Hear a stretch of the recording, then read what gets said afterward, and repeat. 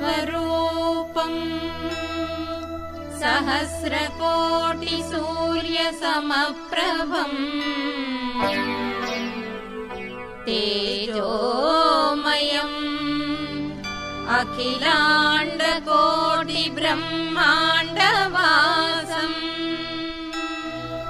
बिन्दुम् अनन्तम् अमरम् अजन्मम् सकलगुणसम्पन्नम् सर्वशक्तिमयम्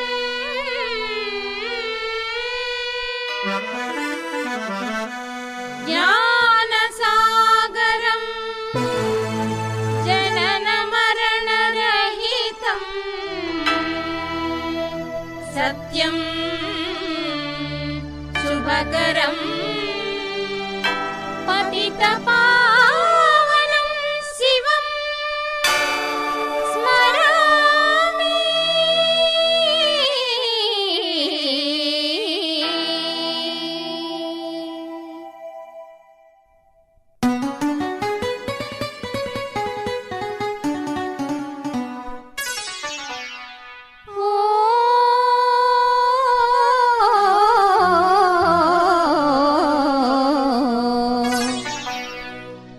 పరమాత్ముని చరితమును తెలిపెదమమ్మా కడు శాంతిమయీ ఆత్మకథ వినుడోయమ్మా పరమాత్ముని చరితమును తెలిపెదమమ్మా కడు శాంతిమయీ ఆత్మకథ వినుడోయమ్మా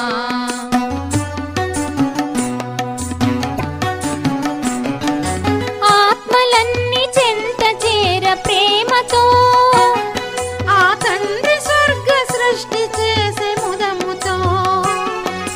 శాంతులు విరజిల్లెను ఈ భరతావనిలో పరమాత్ముని చరితమును తెలిపెదమమ్మా కడు శాంతిమయీ ఆత్మకథ వినుడోయమ్మా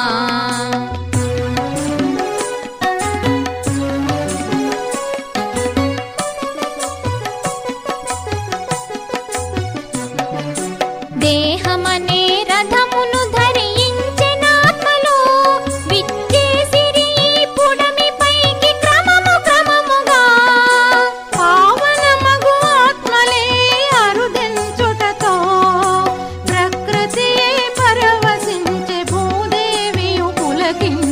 పరమాత్ముని చరితమును తెలిపెదమమ్మా కడు శాంతిమయీ ఆత్మకథ వినుడోయమ్మా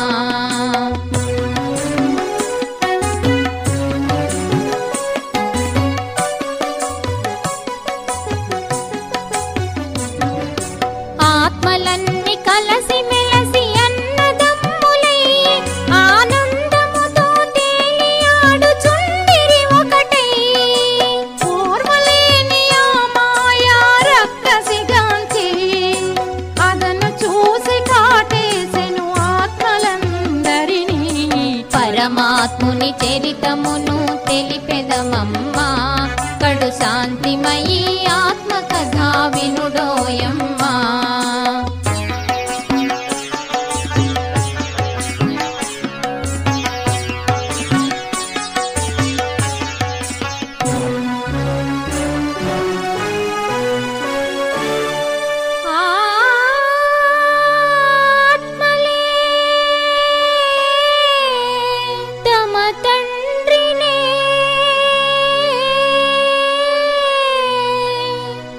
మరచినా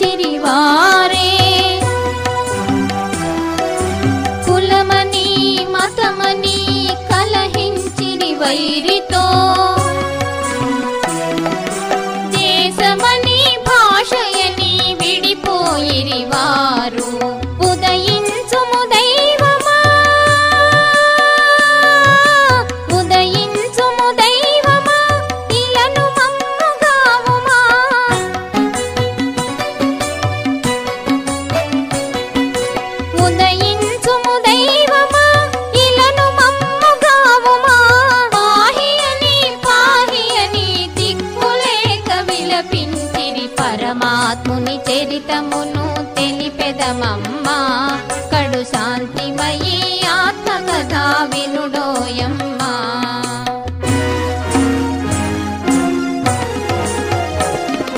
జగన్నాథుడు కరుణామయుడు అవతరించెను ఆ శివుడు, జగన్నాథుడు కరుణామయుడు అవతరించెను ఆ శివుడు. బ్రహ్మ తనువుతో జ్ఞానయోగముల అస్త్రశస్త్రములు బోధించే.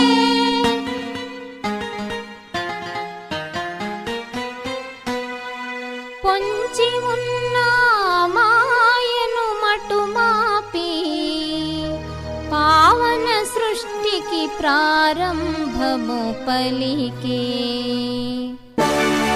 అదిగో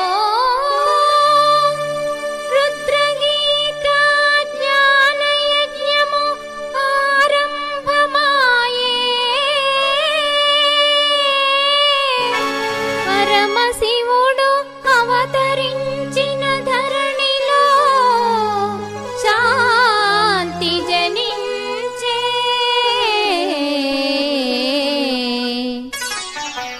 పయనించెను దిక్కులెల్ల రథము దిగ్విజయముగా, పయనించెను దిక్కులెల్ల రథము దిగ్విజయముగా.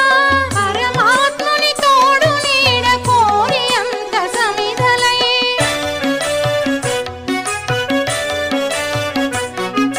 పరమాత్ముని తోడు నీడ కోరి అంత సమిధలై.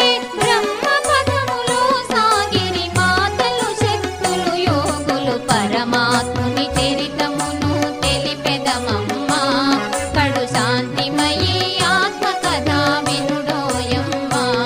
కడు శాంతిమయీ ఆత్మకథ వినుడోయమ్మా, వినుడోయమ్మా, వినుడోయమ్మా.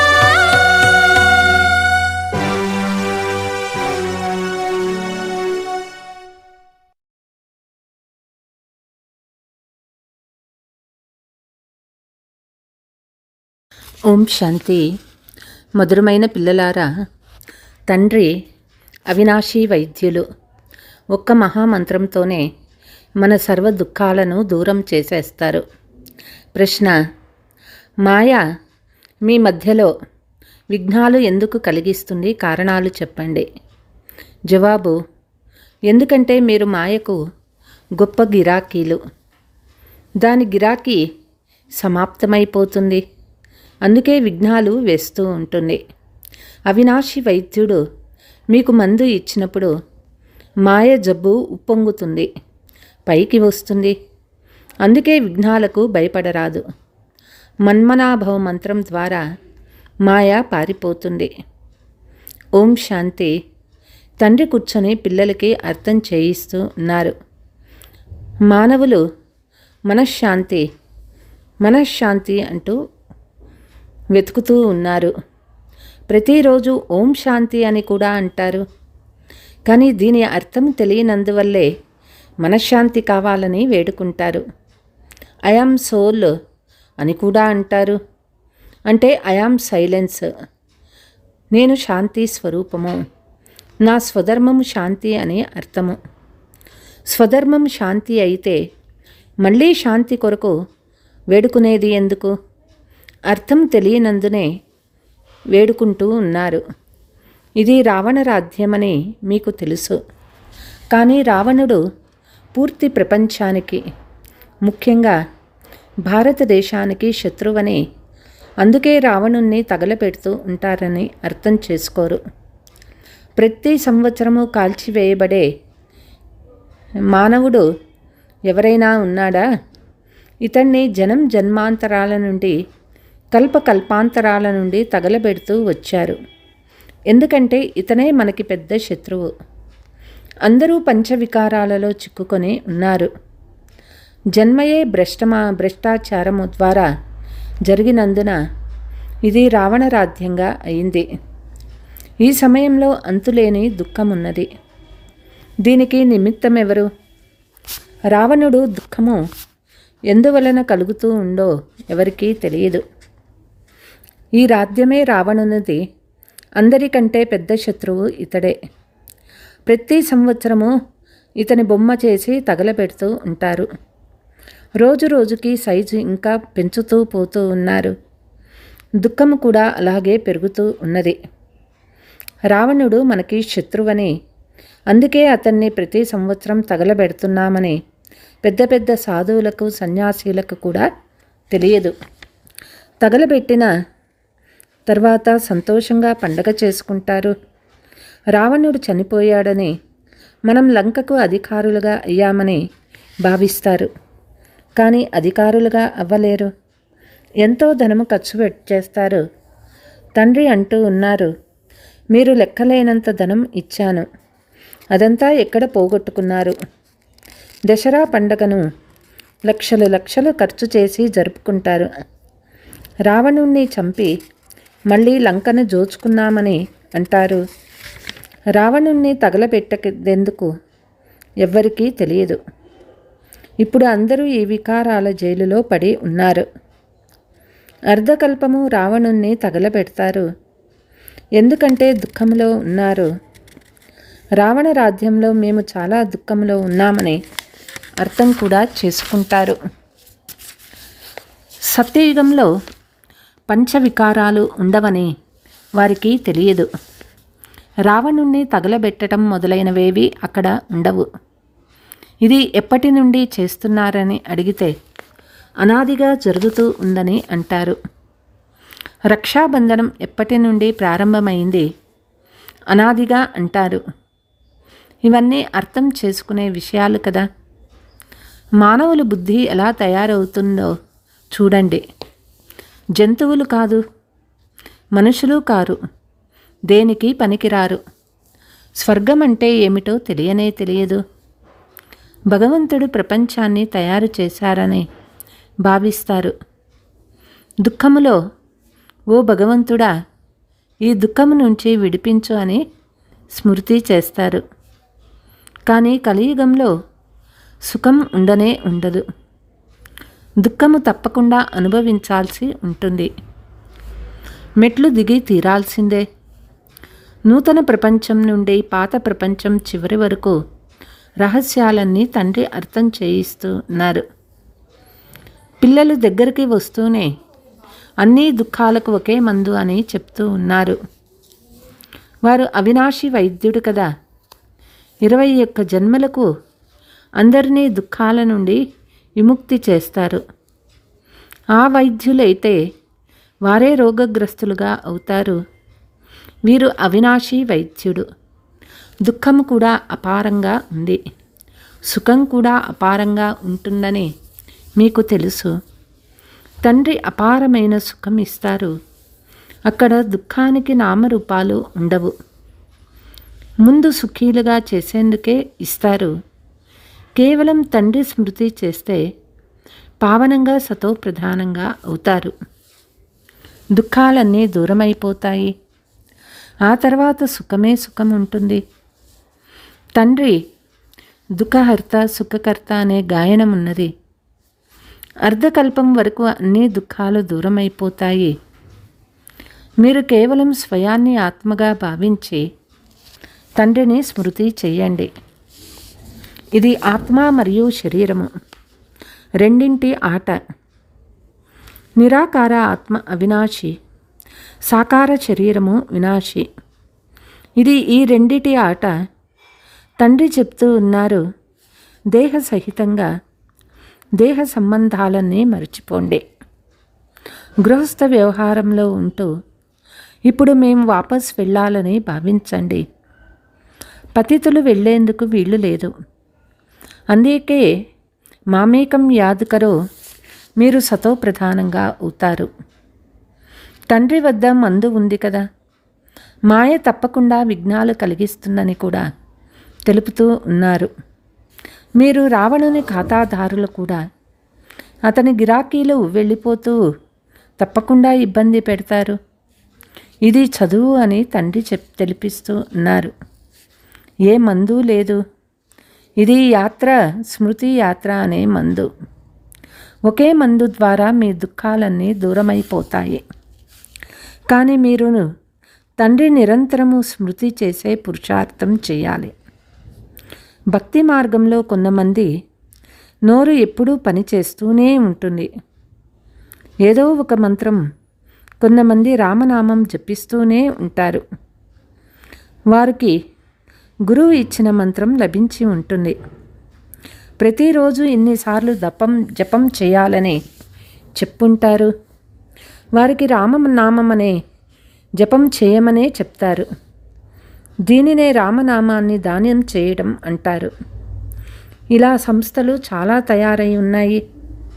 రామ రామ అని జపం చేస్తూ ఉంటే ఏ జగడాలు జరగకుండా బిజీగా ఉంటారు. ఎవరైనా ఏమన్నా అన్నా బదులు చెప్పరు.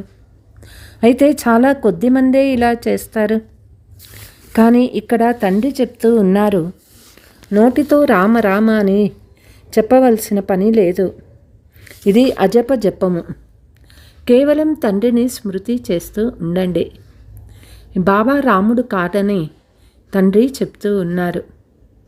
రాముడు త్రేతాయుగానికి చెందినవాడు. అక్కడే అతని రాజ్యం ఉండేది. కనుక ఆ రాముని జపించే పని లేదు. ఇప్పుడు తండ్రి చెప్తూ ఉన్నారు, భక్తి మార్గంలో ఇలా స్మృతి చేస్తారు. పూజలు చేస్తూ మీరు మెట్లు కిందకి దిగుతూనే వచ్చారు. ఎందుకంటే అవన్నీ అధర్మయుక్తమైనవి. ధర్మయుక్తమైన వారు ఒక్క తండ్రి మాత్రమే. వారిప్పుడు కూర్చొని పిల్లలైన మీకు అన్నీ అర్థం చేయిస్తూ ఉన్నారు. ఇది మరిచిపోయే ఆట.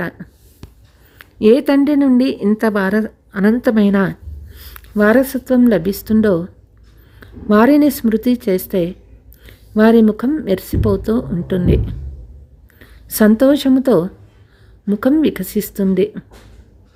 ముఖంపై చిరునవ్వు వచ్చేస్తుంది. తండ్రిని స్మృతి చేసినందున మనం ఇలా తయారవుతామని మీకు తెలుసు. అర్ధకల్పం వరకు మన సర్వ దుఃఖాలు దూరం అయిపోతాయి. బాబా కొంచెం దయ చూపుతారని కాదు, అలా జరగదు. మనము తండ్రిని ఎంత స్మృతి చేస్తామో అంత సతోప్రధానంగా అవుతామని అర్థం చేసుకోవాలి. ఈ లక్ష్మీనారాయణులని చూడండి. విశ్వమంతటికి అధికారులు. వారి ముఖం ఎంత హర్షితంగా ఉంది. ఇలా తయారవ్వాలి. అనంతమైన తండ్రిని స్మృతి చేస్తే మళ్ళీ మనము విశ్వానికి యజమానులుగా అవుతాము. ఆంతరికంలో సంతోషం ఉంటుంది. ఈ సంతోషము సంస్కారమే మళ్ళీ మన వెంట వస్తుంది. ఆ తర్వాత కొద్దిగా కొద్దిగా తగ్గిపోతూ వస్తుంది. ఈ సమయంలో మాయ మిమ్మల్ని చాలా ఇబ్బంది పెడుతుంది. మీ స్మృతిని మరిపింప చేసేందుకు చాలా ప్రయత్నిస్తుంది. సదా ఇలాంటి హర్షిత ముఖంతో ఉండలేరు. ఏదో ఒక సమయంలో అడ్డగింపబడతారు. మనుషులు జబ్బు పడినప్పుడు వారికి శివబాబాని స్మృతి చేయమని చెప్తూనే ఉంటారు. కానీ శివబాబా ఎవరో ఎవరికీ తెలియకుంటే ఏమని స్మృతి చేయాలి, ఎందుకో స్మృతి చేయాలో కూడా తెలియదు. తండ్రిని స్మృతి చేస్తే తమో ప్రధానం నుండి సతో ప్రధానంగా అవుతామని పిల్లలు మీకు తెలుసు. దేవీ దేవతలు సతో ప్రధానంగా ఉండేవారు కదా. దానిని దైవీ ప్రపంచము అని అంటారు. మానవ ప్రపంచమని అనరు. మనుషులనే పేర్లు ఉండవు. ఫలానా దేవత అని అంటారు. అది దైవీ ప్రపంచము, ఇది మానవ ప్రపంచము. ఇవన్నీ బాగా అర్థం చేసుకోవలసిన విషయాలు. తండ్రి మాత్రమే అర్థం చేయించగలరు. తండ్రిని జ్ఞానసాగర్లని అంటారు. తండ్రి అనేక విధాలుగా అర్థం చేయిస్తూ ఉంటారు. అయినా చివరిలో సారమైన మహామంత్రం ఇస్తారు. తండ్రిని స్మృతి చేస్తే మీరు సతోప్రధానంగా అవుతారు. అంతేకాక మీ దుఃఖాలన్నీ దూరమైపోతాయి. కల్ప క్రితం కూడా మీరు దేవీ దేవతలుగా అయి ఉండినారు. మీ వ్యక్తిత్వము, మీ గుణాలు దేవీ దేవతల వలె ఉండేవి. అక్కడ ఎవ్వరూ తప్పు మాటలు మాట్లాడేవాళ్లే కాదు. అటువంటి పనులు జరగవు. అది దైవీ ప్రపంచము, ఇది మానవ ప్రపంచము. వ్యత్యాసం ఉంది కదా. ఇవన్నీ తండ్రి కూర్చొని అర్థం చేయిస్తూ ఉన్నారు. ఆ దైవీ ప్రపంచం గడిచిపోయి లక్షల సంవత్సరాలైందని మనుషులు భావిస్తారు. ఇక్కడ ఉన్న వారెవరిని దేవతలని అనలేరు. దేవతలు స్వచ్ఛంగా ఉండేవారు. దేవీ దేవతలను మహాత్ములని అంటారు. మనుషులను ఎప్పుడూ దేవీ దేవతలని అనరు. ఇది రావణ ప్రపంచము. రావణుడు చాలా బలమైన శత్రువు. ఇటువంటి శత్రువు ఎవ్వరూ ఉండరు. ప్రతి సంవత్సరము మీరు రావణుణ్ణి తగలబెడతారు. రావణుడెవ్వరో ఎవ్వరికీ తెలియదు. ఇతను మానవుడు కాదు. పంచవికారాలనే రావణుడని అంటారు. అందుకే దీనిని రావణ రాజ్యమని అంటారు. ఇప్పుడు రాజ్యము పంచవికారాలదే కదా. అందరిలోనూ పంచవికారాలు ఉన్నాయి. ఇది ముందే తయారైన దుర్గతి సద్గతుల ఆట. సద్గతి జరిగే సమయము మొదలైన వాటిని గురించి తండ్రి ఇప్పుడు మీకు అర్థం చేయించారు. దుర్గతి గురించి కూడా అర్థం చేయించారు. మీరు ఉన్నతం అవుతారు, మళ్ళీ మీరే కింద పడతారు. శివ జయంతి కూడా భారతదేశంలోనే జరుగుతుంది.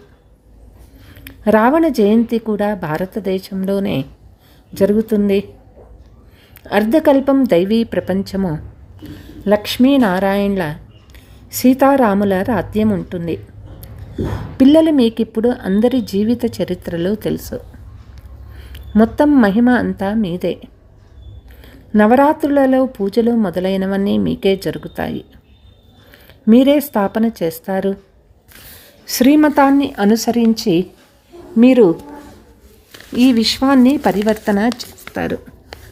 కనుక శ్రీమతాన్ని పూర్తిగా అనుసరించాలి కదా. పురుషార్థం నెంబరు వారుగా చేస్తూ ఉంటారు. స్థాపన జరుగుతూ ఉంటుంది. ఇందులో యుద్ధము మొదలైన విషయాలేమీ లేవు. పురుషోత్తమ సంగమ యుగం పూర్తిగా భిన్నమైనదని ఇప్పుడు మీకు తెలుసు. ఇది పాత ప్రపంచ అత్యంత మరియు నూతన ప్రపంచ ఆది సమయము. పాత ప్రపంచం పరివర్తన చేసేందుకు తండ్రి వచ్చారు. మీకు ఎంతగానో వివరంగా అర్థం చేయిస్తూ ఉన్నారు. కానీ మరిచిపోయేవారు చాలామంది ఉన్నారు. ఉపన్యసించిన తర్వాత ఈ పాయింట్లు అర్థం చేయించి ఉండాలని గుర్తుకు వస్తుంది. కల్పకల్పము ఎలా స్థాపన అయిందో అదేవిధంగా ఉన్నదున్నట్లుగానే జరుగుతూ ఉంటుంది. ఎవరు ఏ పదవి పొందారో అదే పదవి పొందుతారు. అందరూ ఒకే విధమైన పదవిని పొందలేరు. ఉన్నతమైన పదవులు పొందేవారు ఉన్నారు. అతి తక్కువ పదవిని పొందేవారు కూడా ఉన్నారు. అనన్యమైన పిల్లలు పోను పోను ఫలానా వారు ధనవంతుల దాసీలుగా అవుతారని, వారు రాజకుటుంబంలో దాసీలుగా, వీరు చాలా ధనవంతులుగా అవుతారని అనుభవం చేస్తారు. వారిని అప్పుడప్పుడు ఆహ్వానిస్తూ ఉంటారు. అందరినీ ఆహ్వానించరు. అందరి ముఖాలు చూడలేము. తండ్రి కూడా బ్రహ్మ నోటి ద్వారా అర్థం చేయిస్తారు. సన్ముఖంలో అందరూ చూడలేరు. ఇప్పుడు మీరు సన్ముఖంలోకి వచ్చి పవిత్రంగా అయ్యారు. ఇలా కూడా జరుగుతుంది. అపవిత్రులు వచ్చి ఇక్కడ కూర్చుంటారు. కొద్దిగానైనా వింటారు. దేవతలుగా అవుతారు. కొద్దిగా విన్నా ప్రభావం పడుతుంది. వినకుంటే స్వర్గంలోకి రారు. కాబట్టి ముఖ్యమైన విషయము మన్మనాభవ అని తండ్రి చెప్తూ ఉన్నారు. ఈ ఒక్క మంత్రం ద్వారానే మీ సర్వ దుఃఖాలు దూరమైపోతాయి. మన్మనాభవ అని తండ్రి చెప్తూ ఉన్నారు. తర్వాత టీచర్గా అయ్యి మధ్యాజీభవ అని చెప్తారు. వీరు తండ్రే కాక టీచరు, గురువు కూడా అయ్యారు. ఈ 3 రూపాల స్మృతి ఉండిన చాలా హర్షితంగా ఉండు స్థితి ఉంటుంది. తండ్రి చదివిస్తూ ఉన్నారు, వారే జతలో తీసుకువెళ్తారు. ఇటువంటి తండ్రిని ఎంత స్మృతి చేయాలి. భక్తి మార్గంలో అయితే తండ్రిని గురించి ఎవ్వరికీ తెలియదు. కేవలం వారు భగవంతుడు, మనమంతా సోదరులం అని మాత్రమే తెలుసు. తండ్రి ద్వారా ఏం లభిస్తుందో వారికి ఏమీ తెలియదు. ఆ ఒక్క తండ్రికి మనమంతా పిల్లలమని, సోదరులమని మీకు తెలుసు. ఇది అనంతమైన విషయం కదా.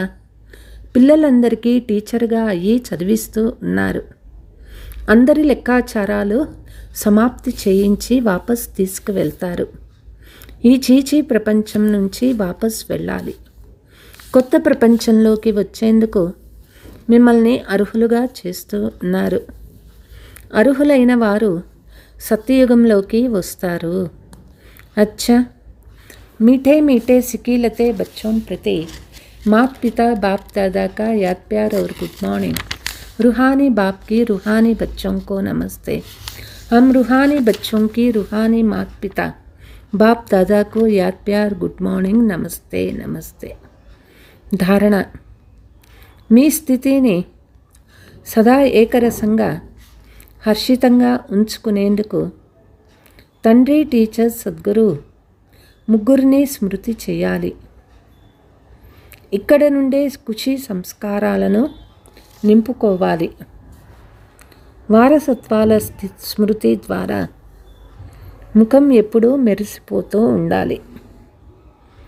శ్రీమతాన్ని అనుసరించి మొత్తం విశ్వమంతటిని పరివర్తన చేయు సేవ చేయాలి. పంచవికారాలలో చిక్కుకుపోయి వారిని వెలికి తీయాలి. వారి స్వధర్మం గుర్తింపు పరిచయాన్ని ఇవ్వాలి. వరదానము: అందరి పట్ల ప్రేమతో కూడిన దృష్టిని మరియు భావనను ఉంచుకునే సర్వుల ప్రియమైన ఫరిస్తా భవ. స్వప్నంలో కూడా ఎవరి వద్దకైనా ఫరిస్తా వస్తే వారికి ఎంతో సంతోషం కలుగుతుంది. ఫరిస్తా అంటే అందరికీ ప్రియమైన వారు. హద్దుకు మాత్రమే ప్రియమైన వారు కాదు, బేహద్దు ప్రియమైన వారు. ఎవరు ప్రేమిస్తే వారిని ప్రేమించేవారు కాదు, అందరికీ ప్రియమైన వారు. ఎటువంటి ఆత్మ అయినా వారి పట్ల ప్రేమతో కూడిన దృష్టి మరియు భావన ఉండాలి. అటువంటి వారు అందరికీ ప్రియంగా ఉంటారు.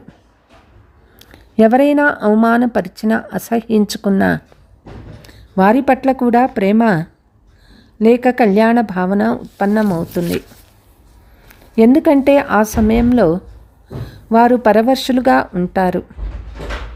స్లోగన్: ఎవరైతే సర్వప్రాప్తులతో సంపన్నంగా ఉంటారో వారే సదా హర్షితంగా, సదా సుఖీలుగా మరియు అదృష్టవంతులుగా అవుతారు.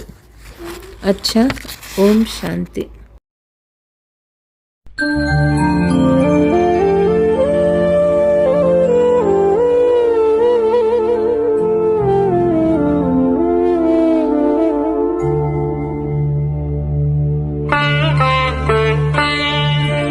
నిన్ను నేను చూశాను, నిన్ను నేను చూశాను చల్లని శివ బాబా. కన్నులలో నిన్ను నేను దాచుకొందు బాబా, దాచుకొందు బాబా. నిన్ను నేను చూశాను.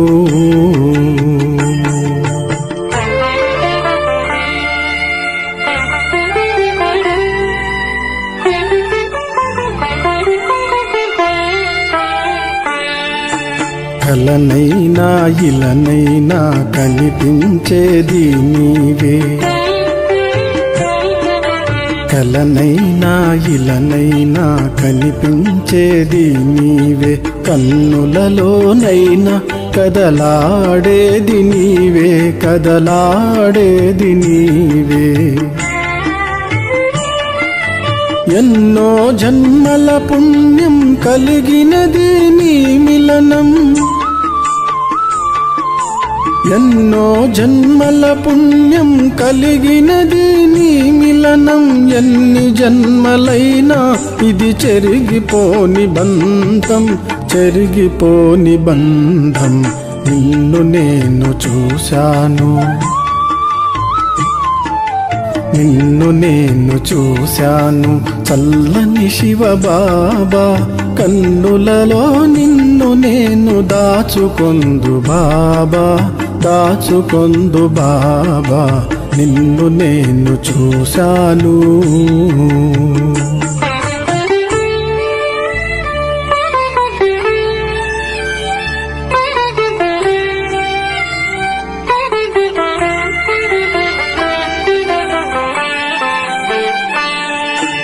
అరుదైన సంగమయుగము నీ సేవకు అంకితము,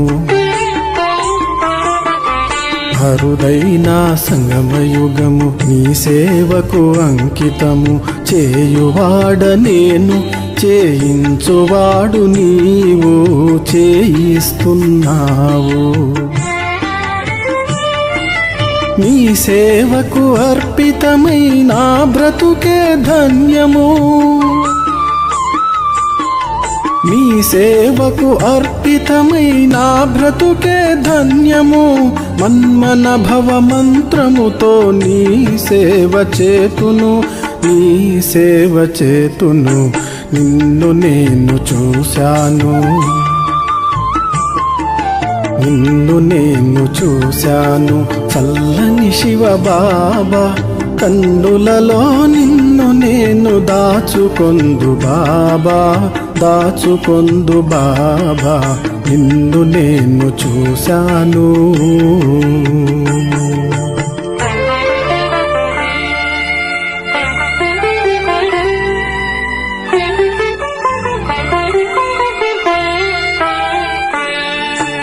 అందరికీ ఎందరో బంధువులు ఉన్నారు, అందరికీ ఎందరో బంధువులు ఉన్నారు.